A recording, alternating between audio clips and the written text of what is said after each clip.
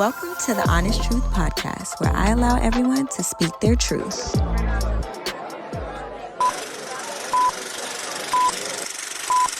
What's poppin', you guys? Welcome back to the Honest Truth Podcast. I'm your host, Kelly Sweet, and I am so excited today.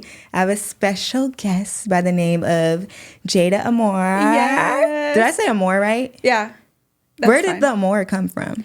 You know what? India Love. I was like obsessed with her. Okay. And then I just changed it to Amore. What's another way to say love? So I just said Jada Amore because I liked India Love. Oh, I love it. Well, let's clap it up. Clap it up. I'm so excited to have you here. Thank you. How was your drive down here? Because, y'all, Jada does not live here. She literally came down here just for this segment. And I told her, I said, I need you. We got a lot to discuss. The drive was fine. I was ready to escape. I love coming and visit you. It's not even like a question when you tell me to come see you. I'm going to come. Is that plant bothering the head? It tickles a little bit. Let's fix that. I said, ooh. Way to start the entrance there. Okay, cool. So backstory for anyone who doesn't know, Jada and I have been friends for maybe over 5 years now, I believe. Yeah, over 5 years. Man, yeah, since I was like, you took me out for my 21st birthday, so you know I saw 20. And our journey as friends is crazy, but our personal journeys is even crazier. Yep. I just wanted to kick things off with you just kind of sharing your transformation, because I feel like when we first met, we both were a little wild cards. We were. Yeah. Wow. But we grew together. We did. Like, who would have thought that what we were into and what we were doing the day we met? But the day we met, I said, like, I want to get closer to God. And you were like, oh, I'm so proud that hear you say that. Well, actually, the second day we met. Because the day we met... the day we met, y'all, we was at a party. I don't even know whose party it was. Was it Fashion Nova? Yeah. Shout out Fashion. You cultivated the friendship. Yes. So we met at that event, and Jada was turned. I was. Yeah. You were tossed and turned, and you actually confronted me, and you were wearing like, shades. I was? You were. Did I look cute? You did, because you looked at me like this with your shades down a little bit. You're like, hey, girl. I remember that. And I was like hyped that you said hi to me. I was like, Kelly Sweet just said hi to me. Kelly Sweet just said hi to me.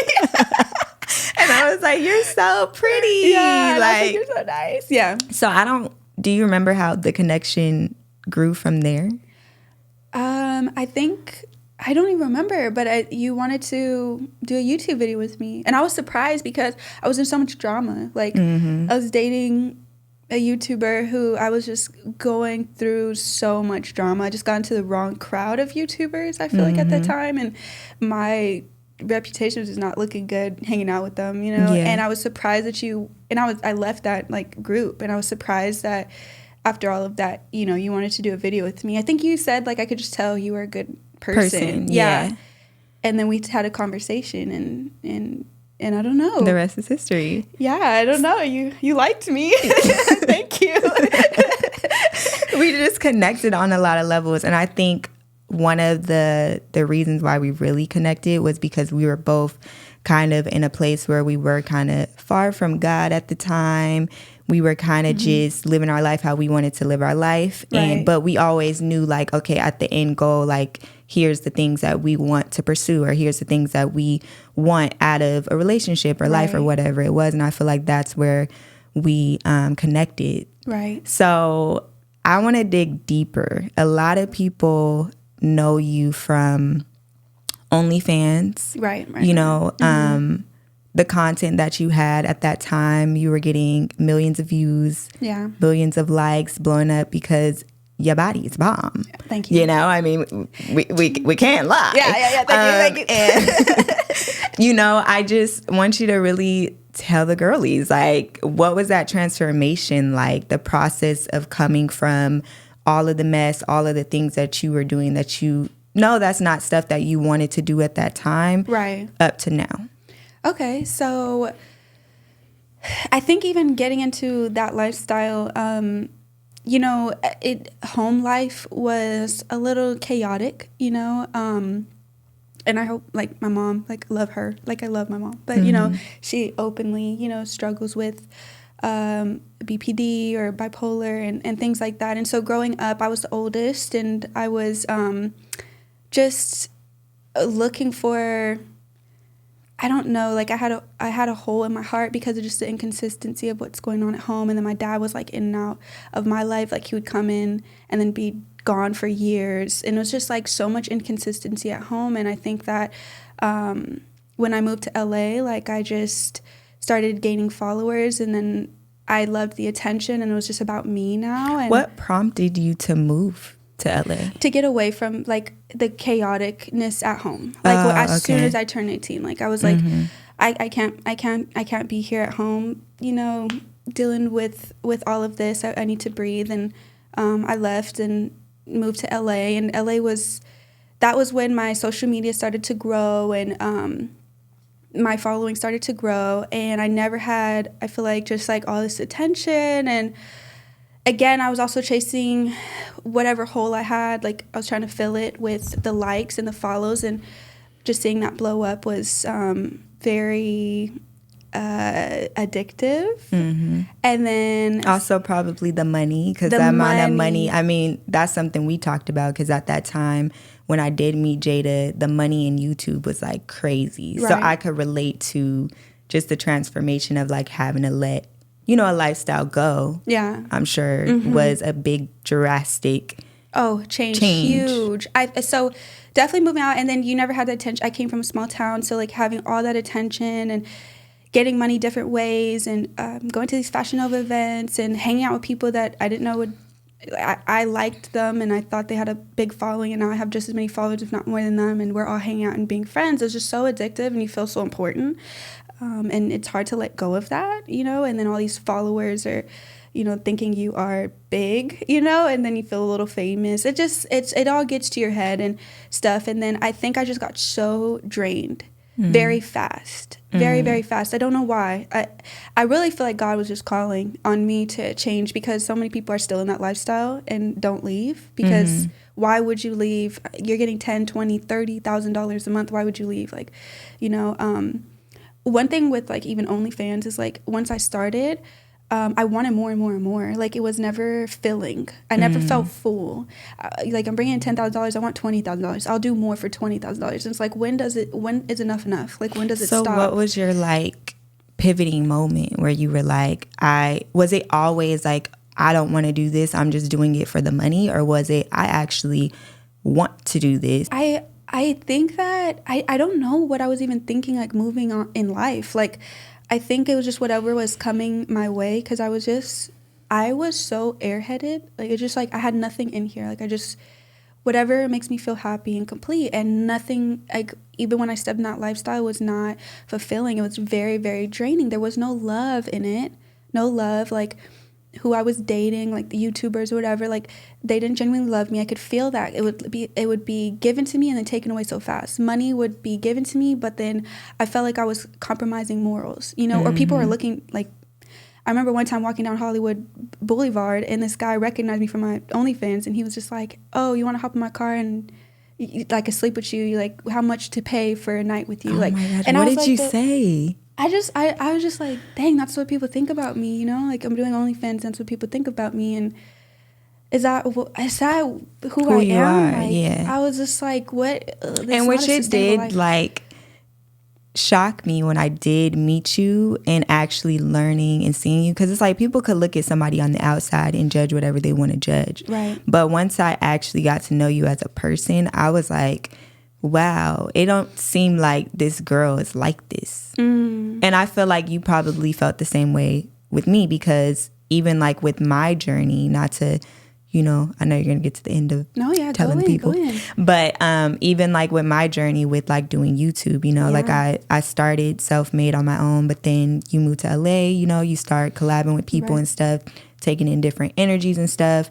And it would turn into this thing where people are doing stuff for views, and it's no longer for the fun. And I felt like for me, my big turning point was when I just started to open my own production company, and I stopped surrounding myself by certain people, around certain people, not because they're bad, but because the energy they were in is not energy I wanted to cultivate on a daily basis. You know what I mean? Yeah. And when we're talking about selling your soul, you know, people love to say that. But the true definition for me is like when you're giving up your morals and you're doing things for the sake of $1, or you're doing stuff for the sake of views or whatever it is. Right. And I feel like I actually peaked to that place to where I felt like I have all these dreams of wanting to be a wife, wanting to be a mom, wanting to do all these things. But if I'm going down the path of, you know, holla for $1. Yeah, like for real. I'm hyped for it. You know what I mean? It's like, what do I think that is going to come of that if I don't get a hold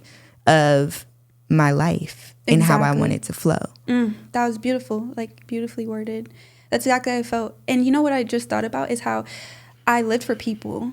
So even when I started OnlyFans, because someone else told me to, they were like, you would make so much money. You should do that. You have a bomb body. Like, go do it. And I was listening to what everybody thought my life should be, you know what I mean? And or you have a big butt, like you would be fired, you know, doing bikini photos, show your butt angle like this. And I just lived for, and then I would get so many likes and all these people liked me for it. And it's just like, I wanted to be liked and loved so bad.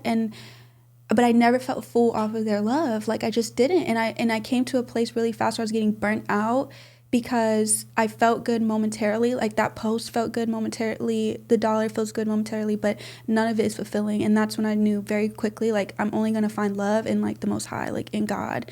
And that transition was so hard though, because you're letting go of so much, you know? And then when I met you, I was burnt out. That's when, you know, we first met, was when I finally got burnt out. And I was like, this is not, I don't want this life, you know? Speaking of transition. Yes. The man comes into the picture, right? Yes. So when you met Stilo, shout out to brother. Yes. Shout out Hubby. to Stilo. Love you, hubby. When you were going through that transition, I mean, he came mid-fire into that. Ooh. What was that like? Oh, child. Because he was around when you were still doing a little bit of the OnlyFans. We were married. Everything. We were married when I was doing OnlyFans. I can't believe he married me with an OnlyFans. Shout out to him. Come on, love. The patience. Come on, Jesus. Yes. He saw got patience, something. honey, because he saw something in me. A shoot for the star and aim for the moon. Yeah, he saw some type of something, but so I knew him when I was 17, right before I left to LA for this lifestyle. So he saw me before I got into that lifestyle. And we actually connected off of God. He was the first person to open the Bible with me and show me the Bible. And he was the one to introduce me really deeper into it. And I always looked up to him. He was just my friend, strictly platonic. I went to LA. I moved there. I got into all this mess. And then my heart was drawn to go back to him. So like after that whole mess when I first met you is when I started to reconnect with my husband. He was my husband at the time, but I started reconnecting with him. And I remember like hopping on the phone with him and he was like, well, I'm going to pull out the Bible. And then he was with his grandmother and they were teaching me the Bible and he was walking me with it. And I knew that was a man that I would follow. And I remember telling him like, I love you. I never said that before, but I just genuinely love who you are. And even whoever like I was talking to at the time, I would just be like, I can't follow any of you. Like him, I know spiritually he would lead me. And I so desperately want to get out of this lifestyle. And I just know he will help me. Like I just know genuinely he will help me go to heaven. Like, you know what I mean? I just feel, and I had so much anxiety. But when I was talking to him, his voice sounded like water, like Jesus, you know, talking. And everything he said, I trusted because he never was giving information that was what he believed. He was going straight to the source of the Bible or to God or to elders, you know, and that was like that's so important, ladies. Like anybody watching this, like you want a man that you can follow and he's following. You know what I mean? Not, oh, I know I'm big and bad, I know everything. No. Yeah. That's because I don't know where you're getting and not just talking. Show me the proof. Show me the proof. Show me the proof. Show me the proof. And so that's where that transition started coming, where I was becoming more and more just like attracted to being with him. And we ended up getting together and got married 6 months into dating very, very, very fast because I knew that was my husband and he clearly knew I was his wife. Now the mess. The mess, y'all. Not now, the mess. The mess.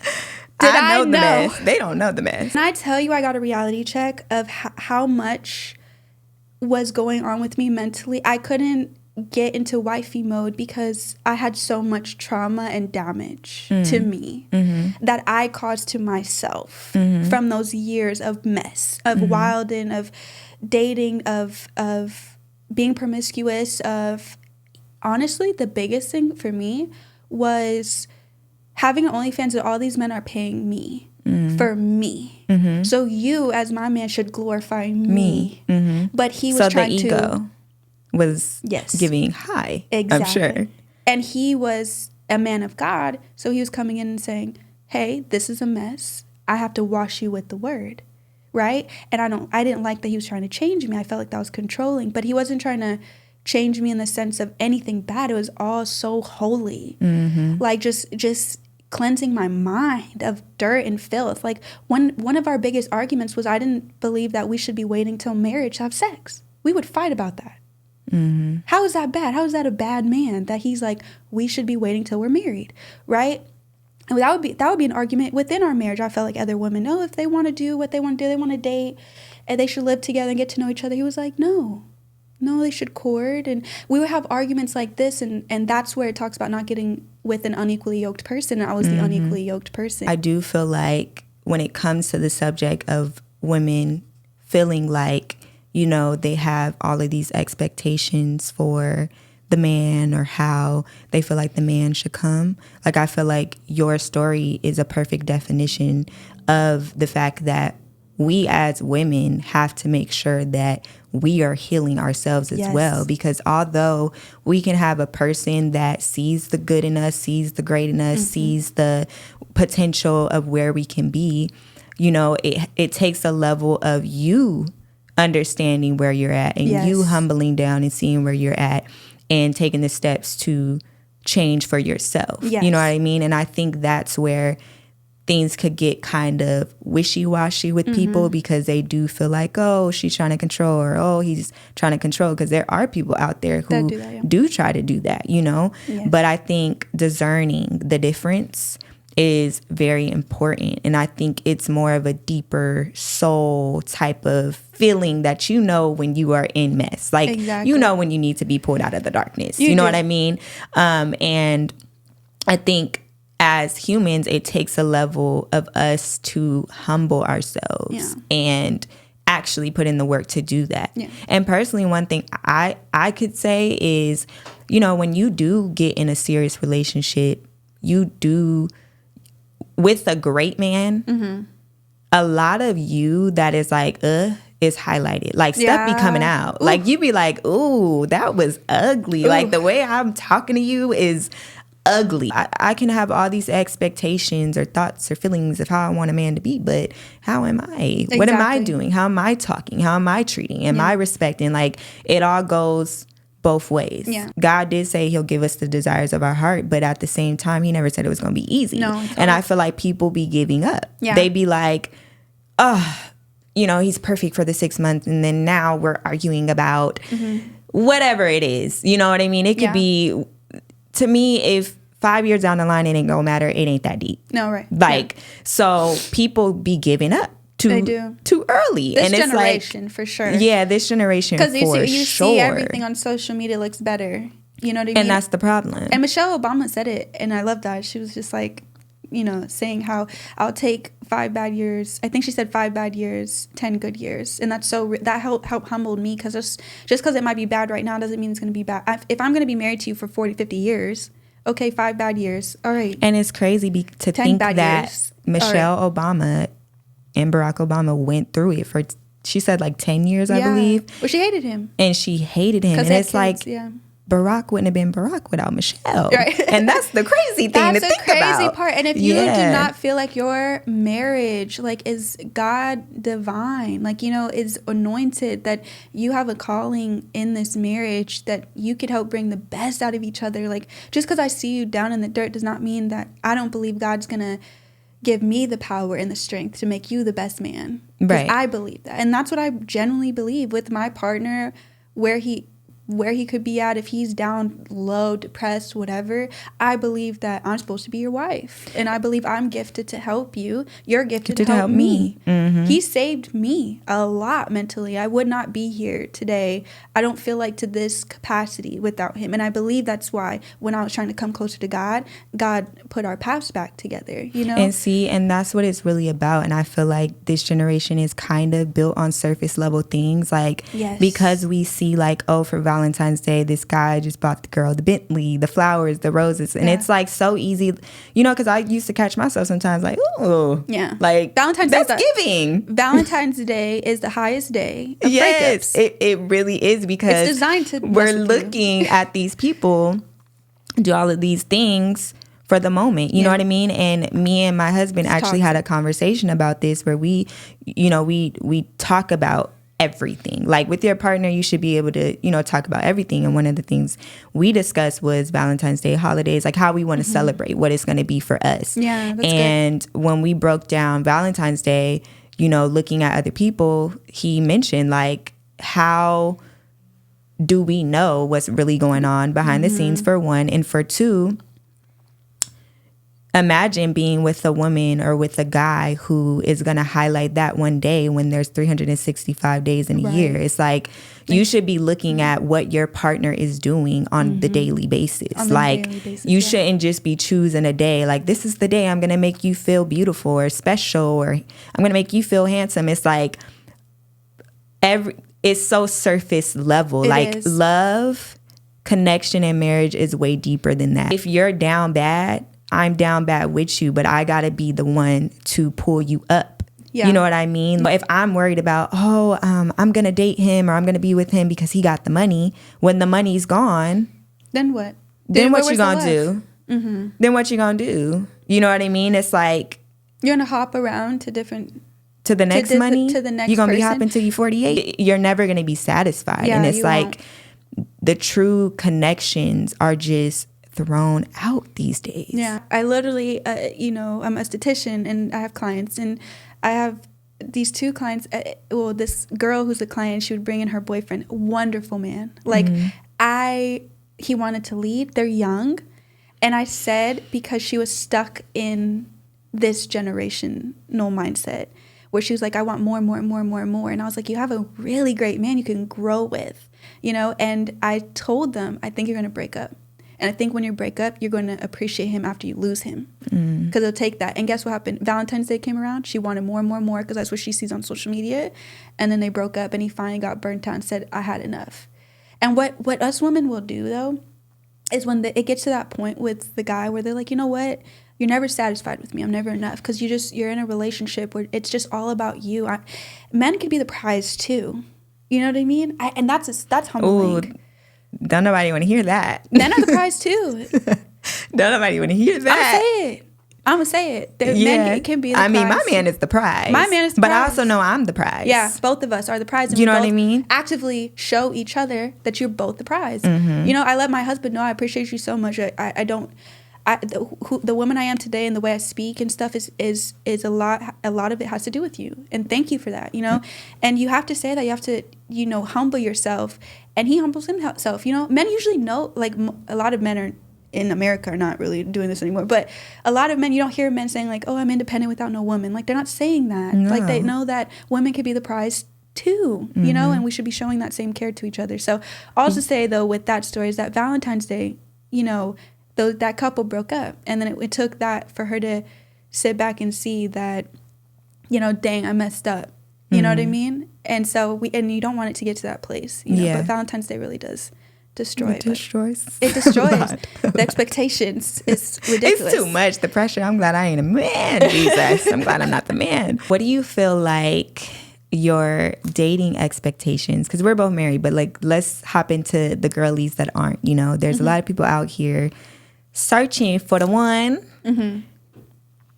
Let's share with them, like, what were your dating expectations then versus now, like versus today? Okay, so which I can start. Yeah. I'll start with then, and then you can do your then, and then we'll do now. I'm later. very interested to see what your expectations were. Woo! And then how God done flipped that. Yeah. I felt like I didn't really have expectations. Like, it was just kind of like, I'm going with the flow. Like, I kind of threw out the window the idea of like, oh, I'm worthy of all of these different things, because when you mess around with a lot of different people, it's like you kind of lose the value within yourself of like, oh, I'm deserving of whatever's higher than where I'm at today. Right. And so for me, I started to get in a place where I just didn't believe that love actually existed. No expectations. And if I was done with whatever it was that I was doing at the time, it was just, I'm done with that. And then I move on to the next. Like, no end goal at all. What? And then I would know in my head that the dudes ain't trying to be with me like that. And I would still talk. What was your type during that time? Like what guys were you going after? I was just going after, you know, anybody that I was attracted to at the time. Like anybody that talked a good talk, like whatever made me feel good. That's all I thought about. Same. That was then. I think so. I think I had expectations either. Now, if I was out in the world dating, different ball game. Yeah, it's a different ball game, but when you done grown. I believe in dating. Like, I feel like you should date. I feel like you should have conversations. You should get to know people. And I think the more you hear people talk, the more you talk to somebody, the more you can figure them out. So, like, you know how people be like, he did this, or he did that, or she did this. It's like, the more you get to know people, the more you sit down and actually talk to somebody, you can peep some red flags. But yeah, if you're leading with a whole lot of expectations, I feel like you're going to be unhappy in the end. Because like, that's so surface level expectations, like looks, money, smell. But like, can you provide for me, like emotionally and mentally? There we go. You know? Can you carry me through that? Or will you be a good father? Like, will you raise the children up right? You know? Like, we're not asking our questions that just, oh, I can't wait to have his baby. We'll have cute babies. That's just so surface level. Can you raise the children? Yeah, it's more I feel like your union, because you're the head and we're all following you. So it's really important that they even see it that way too. It's not all going on the mother where she's just over there raising the babies. Like, are you going to be the father in the house? And I feel like men who really want that think the same way as well. Like, what type of mom is she going to be to the kids? Like, what type of, you know what I mean? Is she going to be there for me when I'm down, when I'm sick, or whatever? Yeah. What would you say your mess was? Like, besides, okay, I will say this. What was your mess in marriage? Because marriage can be messy, I believe, because you're learning how to unconditionally love someone.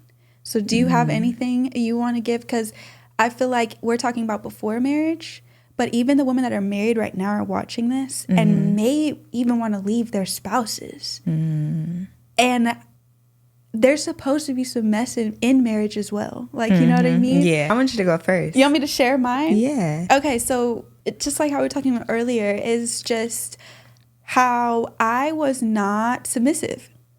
What is that to you? Because I feel like we see it the same, but we also could see it differently. Okay, so I would say submissive is letting my husband lead in the sense of, I would say I was trying to lead. So I was choosing where we're going to live, what we're going to do, how much money we're going to make, I was just taking control over everything. I was telling him who he has to be. I was telling him who I'm going to be.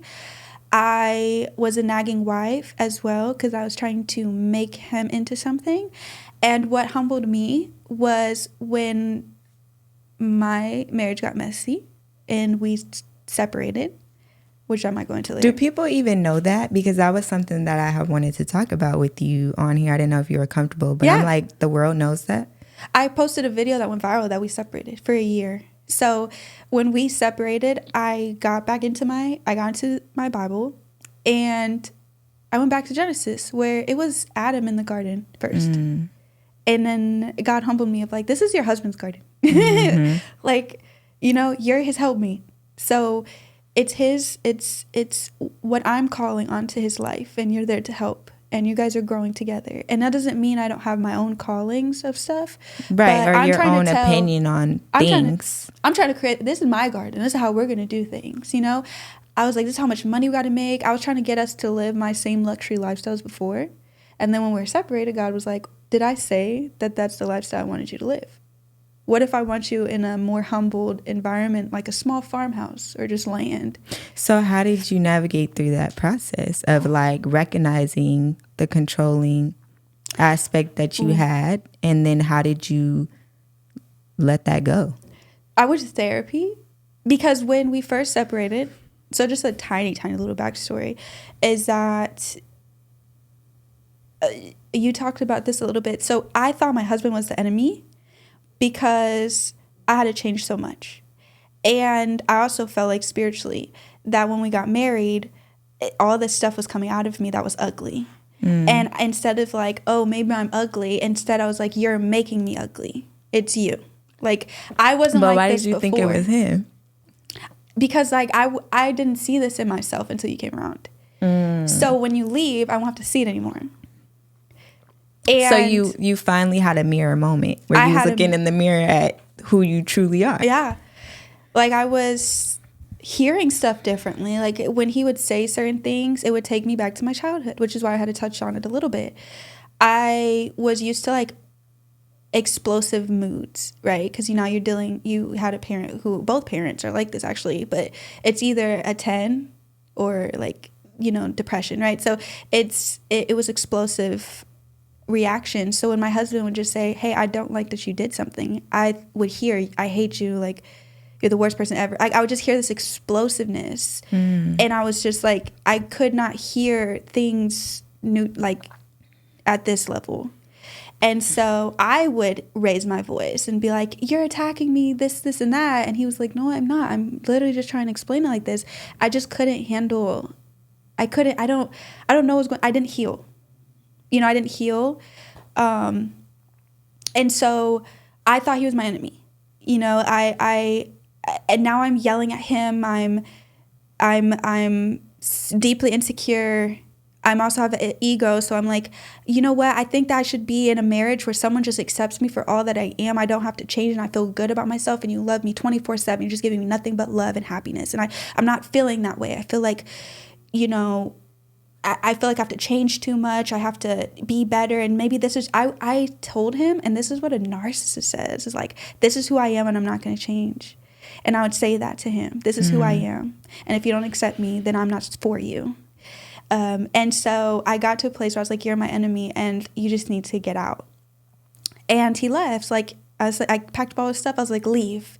So I could feel like I could be myself. I want to go back to my old ways. I want to be me again. And so he left. How did that go? He fought so hard, and he was like, I'm fighting someone who doesn't want this marriage. So he just left, right? And then he was angry because, you know, it's like I was with someone who didn't appreciate me. Right. How that went is that I called you, and I forgot that I built friends. Not how that went. I forgot that I have friends that are Christians and who love the Lord. And they were like, what did you do, Jada? No, that was a good man. No, Jada literally told me the rundown, because I said, well, what happened? She gave me the whole deeper rundown than what she's giving y'all. And I said, and this is where true friendship got to come in, yes. Right? Because when you in a relationship and stuff, you can't just be talking to anybody. No. Like, you got to have that person that's going to really see and love both sides of the people. Mm-hmm. And Jada sat there and told me a whole hour-long story. And at the end, I said, girl, you were so wrong. Yeah. All of y'all said that. I said you were dead wrong. Like, I didn't realize I had built a community over the years I was married. I said, you threw the whole husband away? Yeah, I said, girl, are you crazy? I said, and I was like, I'm gonna get someone better for me. And they're like, you need to sit down and you need to be back in your word. And I was like, wait, why is nobody hyping up my decision? Because the man didn't do nothing to you. The man was just trying to get you to be better. Yeah. And it's like anybody that is trying to, because here's the thing, like, there's people that could tell you some stuff and this where discernment come in, and this is why you do be needing to be centered. Yeah. You know what I mean? And really know what you're taking in when somebody's putting out.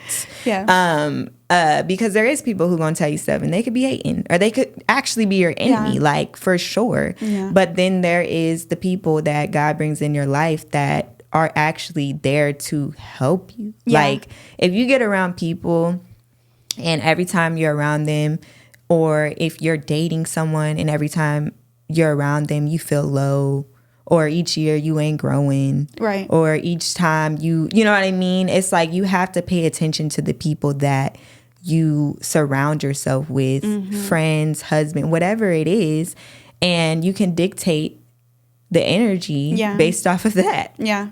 No, seriously. And so you was tripping. I was tripping. I remember calling my sister. I was in the car. I was like, yeah, like I kicked him out. What did she say? She said, that's mean.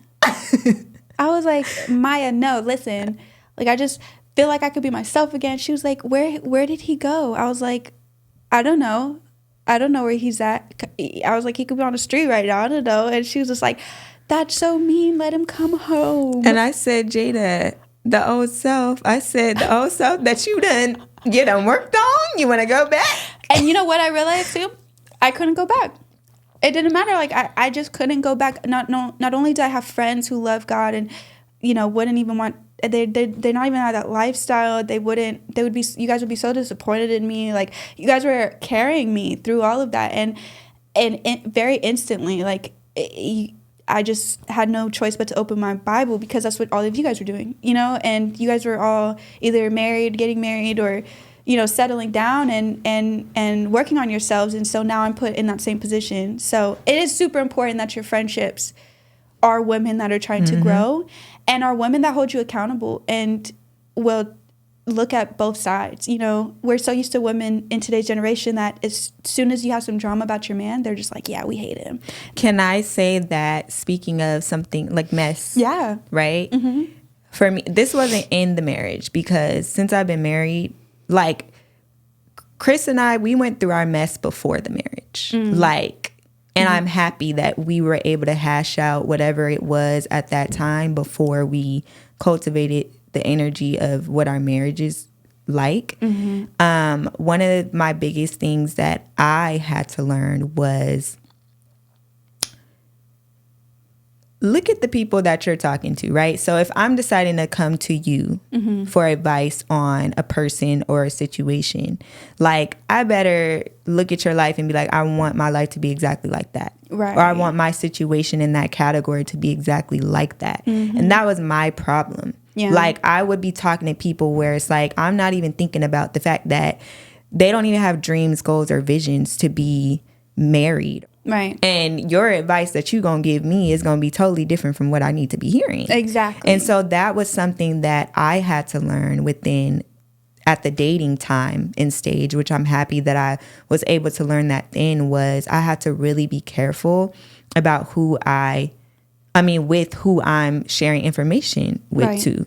You know what I mean? Because people don't know the nitty gritty of your relationship. No. They don't know what's really going on 24/7 in your household. They don't know. Right. So when you're coming to somebody with a problem or an issue at hand, they're just seeing the problem in the issue at hand. Right. They're not your real friend to think deeper or even think about the person. Right. How I was able to think about Stilo. It's like they're just looking at the surface level of what you're saying. Exactly. And so when you are dating or you are married, it's like you have to be very protective of your unit, especially if you feel like it's something that God is bringing together. And I feel like Chris was always protective of the unit and I wasn't. So I would be the one like, oh, if I'm feeling a way about a situation, I'm going to bring it to this friend. I'm going to bring it to that friend. You know what I mean? Yeah. And that caused a lot of mess in our dating, which I think that's just not something you want to bring into your marriage. Right. You know? And you know what? I think this is super important, and this is what came to mind. You want friends who see your marriage as one. Mm-hmm. Because you guys saw me and my husband as one. Like, as it's supposed to be, instead of two individual people. Right. So when I'm feeling some type of way about my husband, it's like, well, how can we bring you guys back together as one instead of pushing you guys further away from each other?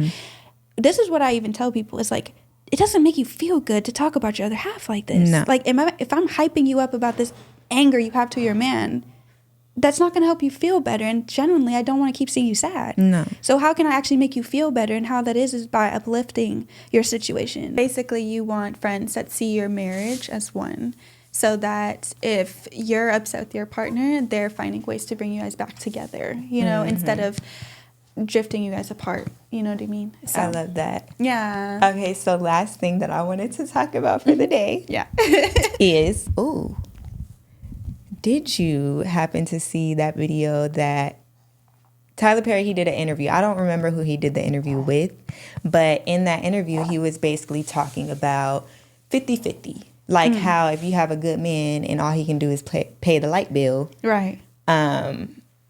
Keep the man, right? Yeah. And wait, did you see that video? You slightly. Okay. I know what you're talking about. Yeah. So with that video, the girls were mad. The girls were angry. And can I just say, y'all, don't be mad at me. Hear us out. Yes. Or hear me out at least, because I don't know Jada's thoughts on it.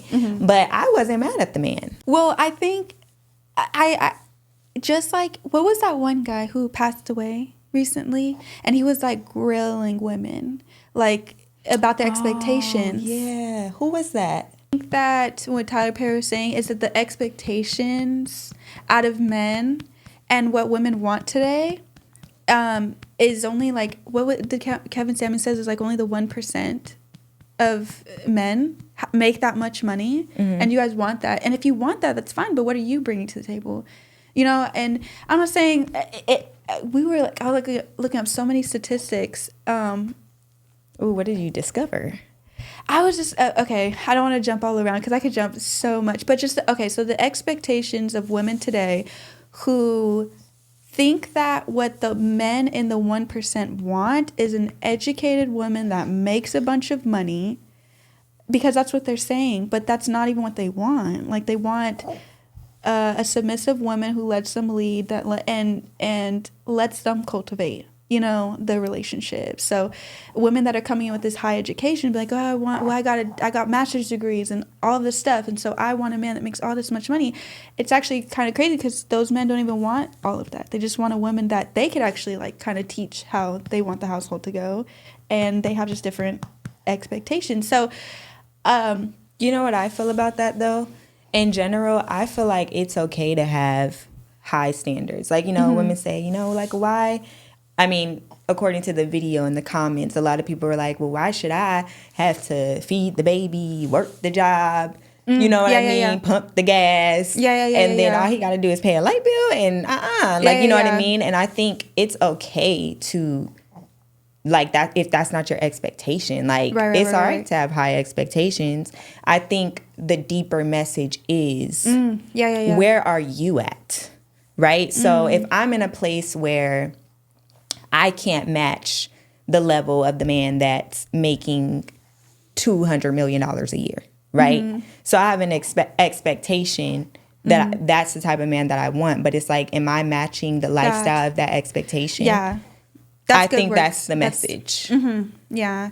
And just knowing, I think being just like logical and reasonable about your situation with him, that's a self-awareness though. That's self-awareness that I don't think a lot of us have. Like, again, even if I'm gifted financially and my husband's not, like, I'm a hustler and my husband's not, that doesn't mean I don't believe in the anointing on my marriage, that I could bring out the best in my husband. If I see that he's willing to try, I could help grow him into that. Women don't want to hear that though. They don't want to hear that. That's cringy for a lot of women. I'm not gonna build no man. It is cringy, and I could see that, but I also think that it takes a level of a man. Because here's the thing, right? Jay-Z wasn't Jay-Z, just he woke up and was born Jay-Z. Like, he put in work to become Jay-Z. So that means he had to date somebody who was with broke Jay-Z. Yeah. Ooh. You know, they might not have last with broke Jay-Z. But you take the right woman, you know, they gonna believe in the fact that you're gonna be Jay-Z. And so I'm not saying everybody should settle for that. It's like if you're at a status where you're making $1 million a year and you want somebody that's making $1 million a year, that's on you. But I think that it's okay to understand that if you're leading with, I need this, I need that, I need this, everything that you need if you get it, because all of those things can be taken away. When they are taken away, then what are you going to do? Yeah, that's true. And if you have a good man and that's all he can bring right now, it doesn't mean necessarily. Okay, I will say that there was even a season in my marriage where my man, when I first was with him, he had 2 jobs, great jobs, working with kids and stuff. And then when the pandemic happened, lost that job. You know, but I sustained my job because I did OnlyFans. So, of course, I'm the one making money. And so I had to understand I had a good man. It's just like right now he doesn't have a job because the pandemic happened. You lose your jobs and stuff like that. And you might have to carry until they get up on their feet. And they will. And if you have a good man that actually like is not just lazy and using women, just that's in what a I was position. Gonna say. It's the quality of the man, too. Because it's like what efforts or, you know, like strides is he taking every day to get to where he needs to be? That's what really matters. Yeah. So and we ain't saying be with bums. Have discernment. Like have discernment on your situation. Because a man that isn't even motivated to work is a man with like low testosterone, I read, or something. So you don't even, you want a man that wants to be a man. Like he wants to provide. He might be like in a season where he's just really, really studying on how to do an e-commerce business. But he wants to be a millionaire. I mean, he wants to be able to take care of his whole family. And maybe right now you're the one with the job that is able to cover the bills, but he's going to get you guys financially free. You just have to trust in that. And I think that you just have to have discernment on your situation and just trust. Like, this is where trusting God is so, so important. Like, I'm talking about in your marriage, if anything. I can't speak for the women that aren't married because I think, and I tell women, if you're not married yet, you get to kind of like say yes to. Yeah, like you're I not feel married like yet, you're not in that commitment. If you're dating, it's valid to be like, oh, he ain't got no car, I'm good. You Y'all don't have can be to, friends. I mean, who said we got to jump the broom? Like, dang, you know what I mean? Y'all can be friends. We can wait. We can build up. You know what I mean? I can see where you go. Yeah, you know, I'm not in a rush for marriage right now, but if you're not married yet, I feel like you could be a little more picky because that's what you're committing to for the rest of your life. But once you've made that commitment, I think that you gotta, you know, for the wives that are, you know, may feel like their marriage is a little messy and may feel like their man's not there financially, just having a little more faith and a little more trust and seeing ways you can help uplift your man out of that. If you don't like those circumstances, like what are new ways besides nagging? You know, like no man was here nagging all day or like belittle men and putting them down for it. Like, what are ways that you could build them up? So like my husband, when he was struggling with certain things, I'll be like, honey, I see a vision in you. I see you way up here, like all your gifts and your talent and the things you do and you're stylish and stuff. You should be doing so much more right now, and you could be. You got this, like, you know. And then it got him up on his feet because I was like pouring that into him like every single day. Though it's not just one day and then you give up. Like, you don't just try to pour in your man 1 day or 2 days and be like, he's not doing anything. Like, no, I was doing this every single day for months, you know, to get him up on his feet. And then he went and got fired up, and he thanks me for pouring into him. So, you know, if you have a man like that, what Tyler Perry was saying stuff, you could help your man grow by being feminine and soft and loving and nurturing in that way. Not, that's the last thing. Sorry, I know I'm all over the place. I could put so much in. But where women's like, I don't want to mother him, I also agree. I don't think you should mother him. No. I think you should pour it into him. You know, nurturing doesn't look like I'm going to clean up after you and all this stuff. No, it's prophesying over him. It's telling him the man he's going to be, you know, and then he will start to believe it. Thank you so much for coming on. Thank you for having me. Dearly enjoy you, and I appreciate you being open and honest and vulnerable about, you know, your growth and your marriage, because that's like a hard thing to talk about. Right. And I love you. I love you too. I love you, your whole family. God bless y'all. Thank you. Thank you so much for tuning in to today's episode. Make sure you guys like, comment, subscribe, and let us know your thoughts down below. Let's continue this discussion. This is the Honest Truth Podcast. I will see you guys in the next video. Bye.